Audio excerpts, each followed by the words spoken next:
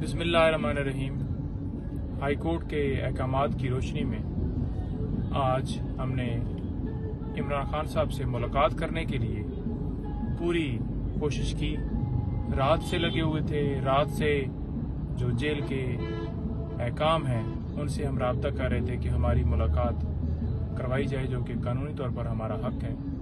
खान साहब से power of attorney sign करवाने हैं और उनसे केसेस के हवाले से इंस्ट्रक्शंस लेनी है, जो कि कानूनी तौर पर हमारा हक है। लेकिन शायद वो पिछली प्रेस कॉन्फ्रेंस की वजह से आज जो है हमें इजाज़त नहीं दी गई, बल्कि सिर्फ ये कहा गया कि बीबी साहिबा को अलाउ है और आप नहीं मिल सकते, आप अगले हफ्ते आइएगा।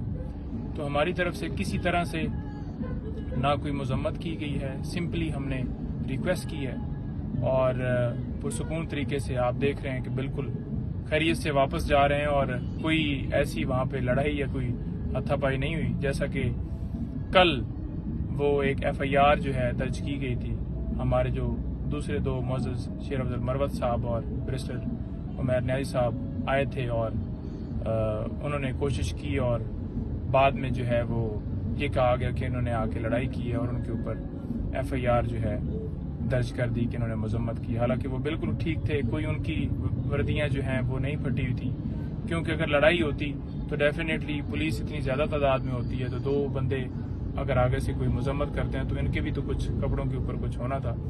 लिहाजा उन्होंने उसकी हद तक तो प्री अरेस्ट बेल ले ली है। बीबी साहिबा से जो है वो अभी बात हुई है, जब वो निकली हैं तकरीबन 30 मिनट की मुलाकात उनकी हुई है और वो कह रही हैं कि सेम वही पोजीशन है, यानी कि जो क्लास है उसको चेंज नहीं किया गया। इतना उन्होंने पैगाम दिया है। बाकी उन्होंने कहा है कि ठीक है, आप सिंपली ये बता दें। लीगल टीम की आज मुलाकातें हुई, हम इंशाल्लाह दोबारा जो है वो कोशिश करेंगे। देखिए, इस्लामाबाद हाई कोर्ट ने जो ऑर्डर दिए उस पर कंप्लाइंस करवाना, उसका हुक्म मानना जेल हकाम की ड्यूटी थी, जो कि नहीं माना गया।